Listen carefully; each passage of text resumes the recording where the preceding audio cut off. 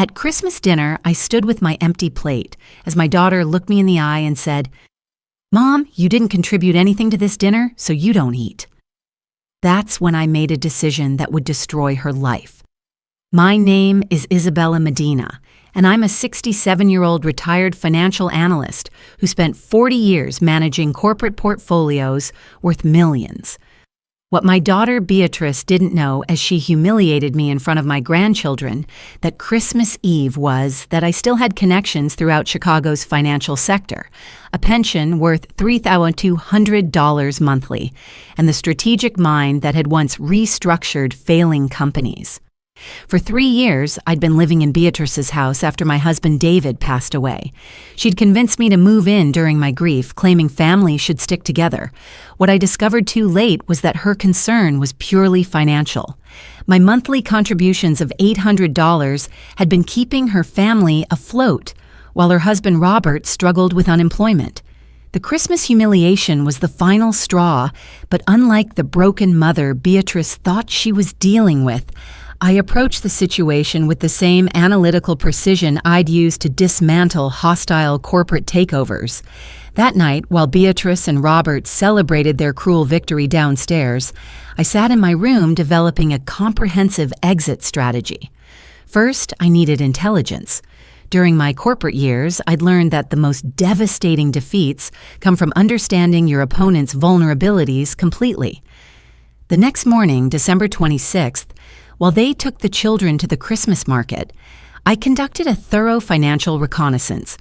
Beatrice had always been careless with documents, leaving bank statements and bills scattered around the house. What I discovered confirmed my suspicions.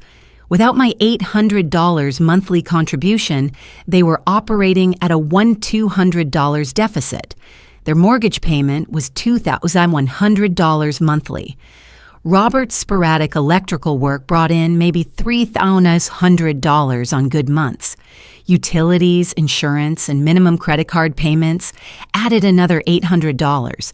They were completely dependent on my pension income, but had apparently convinced themselves I was the burden. I photographed every document with methodical precision, building a comprehensive picture of their financial house of cards. Then I checked Beatrice's laptop, where she'd foolishly saved all her passwords in the browser.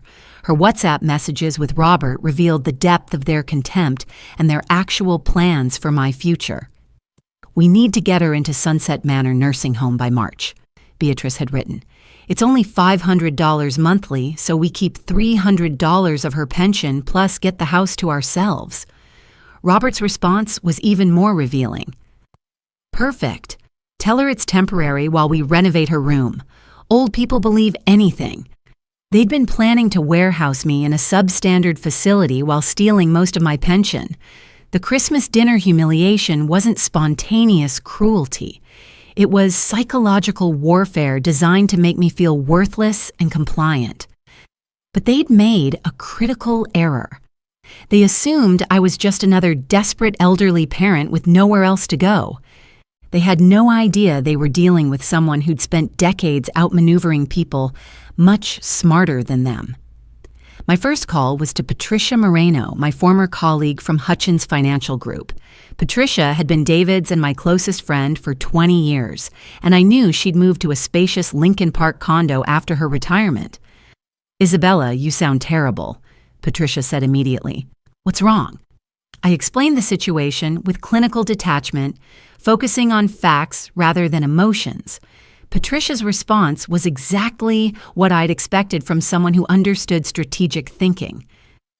"Pack your essentials and come here immediately," she said. "We'll plan your counterattack from a position of strength." Within 6 hours, I'd quietly moved my critical belongings and documents to Patricia's place. I left Beatrice a brief note stating I was taking time to reevaluate my living situation and would be in touch soon. The next phase required activating my professional network. My first call was to Marcus Hoffman, a financial advisor who'd handled several of my corporate restructuring projects. Marcus specialized in asset protection and had connections throughout Chicago's legal community. "Isabella, I haven't heard from you since David's funeral," Marcus said warmly. How can I help? I outlined the situation with the same clarity I'd once used in boardroom presentations. Marcus immediately grasped the strategic implications. They've been committing financial elder abuse, he said bluntly, using your pension as their personal revenue stream while planning to institutionalize you against your will. We need to document everything and cut off their access immediately. Marcus arranged an emergency meeting with his legal partner, Jennifer Stone, who specialized in elder law. Jennifer reviewed the evidence I'd gathered and confirmed my suspicions. This is a textbook case of financial exploitation, she said. The fact that they were planning to place you in a facility while maintaining access to your pension income could constitute fraud. We need to act immediately to protect your assets. My second strategic move was financial isolation. I'd given Beatrice joint access to my checking account 3 years ago to simplify household expense sharing. That access was about to disappear. At First National Bank, my longtime relationship manager, Michael Foster, handled the account restructuring personally. I removed Beatrice's access, opened a new primary account, and established automatic deposit for my full pension. Mrs. Medina, are you sure about canceling the automatic transfer to your daughter's account? Michael asked. Completely sure, and I want alerts set up for any attempted access to my accounts. I also canceled my supplementary payments for Robert's truck insurance and the children's private school tuition. Expenses I'd been covering that Beatrice had apparently forgotten to mention during her Christmas dinner speech about my lack of contribution. By January the 2nd, when Beatrice's automatic withdrawal failed, I'd eliminated their access to $100 monthly they'd been treating as guaranteed income. The phone calls started within hours. Mom, there's been some kind of banking error, Beatrice said, her voice tight with barely controlled panic. Your transfer didn't go through. There's no error, Beatrice. I've restructured my accounts. The silence stretched for nearly 30 seconds. When she spoke again, the fake sweetness was gone. What do you mean, restructured? You can't just stop contributing to household expenses. I can, and I have. As you made clear on Christmas Eve, people who don't contribute don't get to benefit. Since I'm no longer benefiting from your household, I'm no longer contributing to it. Mom, we need that money. The mortgage payment is due, and Robert's truck payment. Those are your obligations, not mine. You made it very clear that I wasn't a valued family member, just someone who hadn't earned her place at your table. I hung up and immediately called Marcus to report the conversation. He'd advised me to document every interaction for potential legal proceedings. Over the next week, Beatrice's desperation became increasingly obvious. She showed up at Patricia's building with my grandchildren, using them as emotional leverage. She left voicemails alternating between fake apologies and barely veiled threats.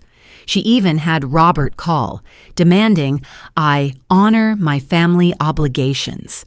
Each interaction revealed more about their true financial position. Robert let slip that they'd been counting on my pension income to qualify for a home equity loan.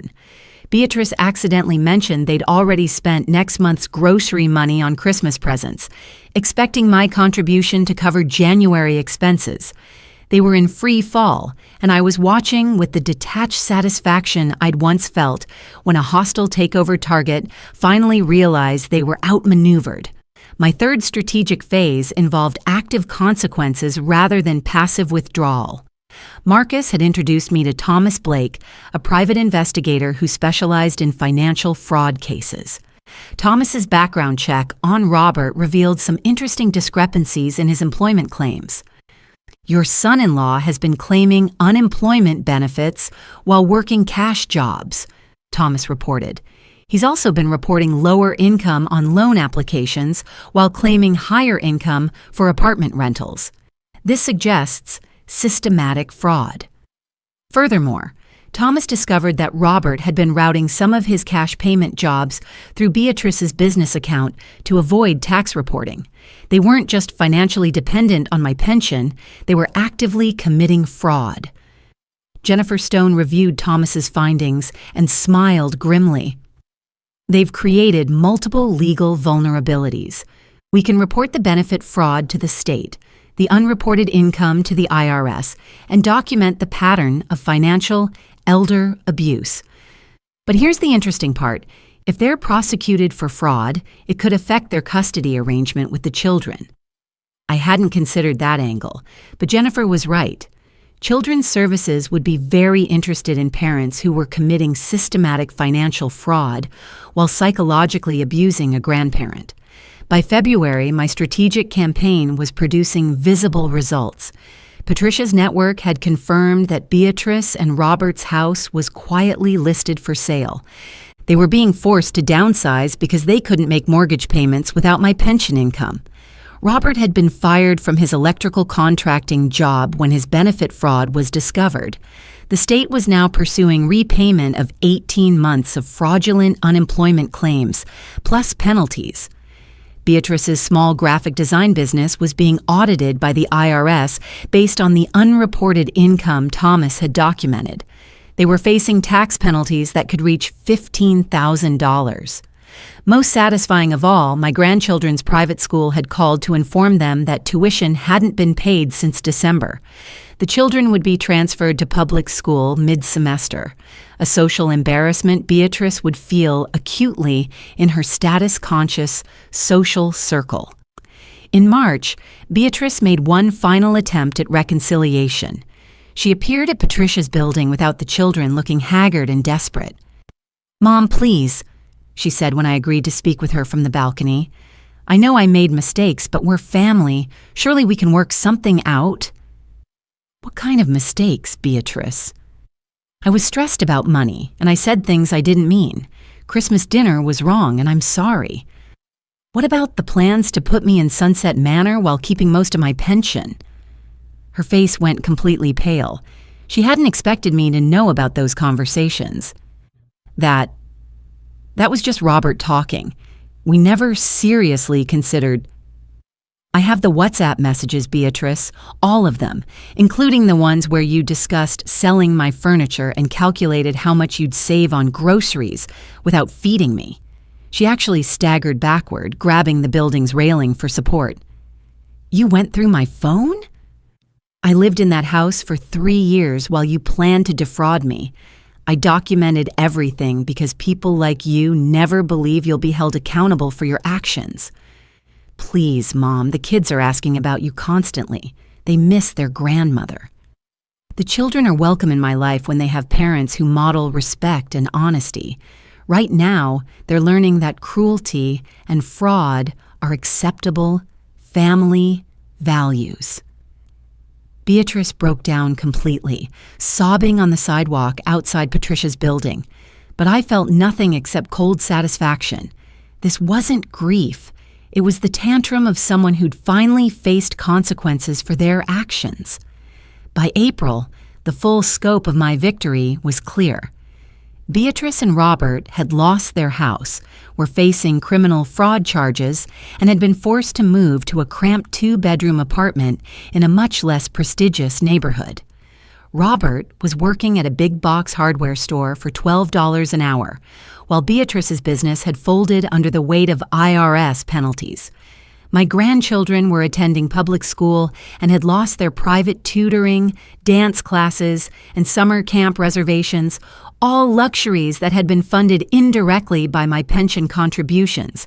Most importantly, word had spread through their social circle about the Christmas dinner incident and subsequent fraud charges. The few friends they had left now understood that they were the kind of people who would abuse an elderly parent while stealing her retirement income. Meanwhile, my life had improved dramatically. Patricia and I had developed a comfortable living arrangement where I contributed $1,000 monthly to a shared household that actually valued my presence. My remaining $2,200 pension income was building a healthy savings account for the first time in years. I'd also begun volunteering at the Lincoln Park Senior Center, where my financial background was appreciated by other retirees navigating complex financial decisions. It felt good to be valued for my expertise, rather than treated as a burden. Marcus had introduced me to several other retired professionals, and we'd formed an informal investment club that met weekly to discuss market strategies. After 3 years of being treated like a senile dependent, I was once again engaging with people who respected my intelligence. In May, I received a letter from Beatrice, handwritten, not typed, which suggested genuine desperation. "Mom, I know I have no right to ask for anything after how we treated you, but I need you to know that I understand now what we did wrong. Losing the house and watching the kids lose everything they were used to has taught me how much your contributions really meant. It wasn't just money. You were the stability that held our family together, and we were too selfish and entitled to appreciate that until it was gone." She continued, "I'm not asking you to come back or to help us financially. I know we burned those bridges completely, but I want you to know that every single day I regret that Christmas dinner, not because of what it cost us, but because of how cruel we were to someone who had sacrificed so much for our family." The letter concluded, "If you're willing, I'd like the chance to apologize in person, not to ask for anything, but so you can see that I finally understand the difference between being entitled to someone's help and being grateful for it." I showed the letter to Patricia, who read it carefully before responding. "She sounds genuinely humbled," Patricia said. "The question is whether you believe people can really change or if this is just desperation talking." I considered the letter for several days before responding with a brief note suggesting we could meet for coffee at a neutral location. I was curious to see whether Beatrice's apparent transformation was genuine or simply another manipulation attempt. When we met at a downtown cafe in June, Beatrice looked genuinely defeated. She'd lost weight, her clothes were clearly inexpensive replacements, and she had the exhausted appearance of someone working multiple jobs. "Thank you for agreeing to see me," she said quietly. "I wasn't sure you would." I waited for her to continue, applying the same patience I'd used in difficult business negotiations. "I need you to know that Robert and I are getting divorced," she said finally. "Living in that apartment, working constantly just to cover basic expenses, seeing what our financial stress was doing to the kids, it made me realize that he was the one pushing the worst ideas about how to treat you. This was interesting information, but I remained skeptical." "Robert didn't force you to humiliate me on Christmas Eve, Beatrice." "No, he didn't. That was my choice, and it was wrong. But he was the one suggesting the nursing home plan and talking about you like you were a burden instead of my mother, who had sacrificed everything to help us." She paused, then continued with what seemed like genuine remorse. "I've been working at a call center for $14 an hour and living in fear that we'll lose even the apartment. For the first time in my adult life, I understand what financial insecurity feels like, and I keep thinking about how you must have felt, contributing $800 every month while we treated you like you were freeloading." I listened without interrupting, analyzing both her words and her body language for signs of manipulation. "The kids ask about you constantly," she continued.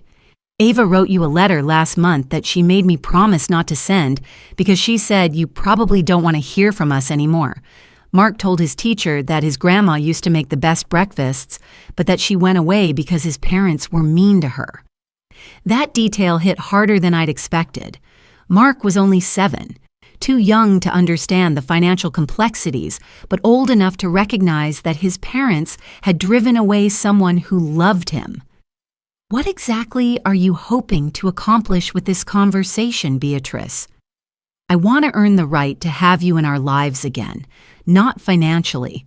I know we forfeited that completely, but I want my children to know their grandmother, and I want the chance to show you that I've learned to appreciate what family actually means." She reached into her purse and pulled out a folded paper. "This is the letter Ava wrote. She asked me to give it to you if I ever saw you again." I opened the letter, written in careful 8-year-old handwriting. "Dear Grandma Isabella, I miss you very much. Mom said you moved away because grown-ups sometimes need space, but I think it's because we weren't nice enough to you.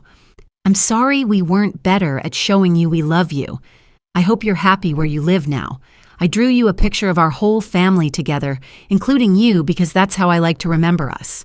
Love, Ava."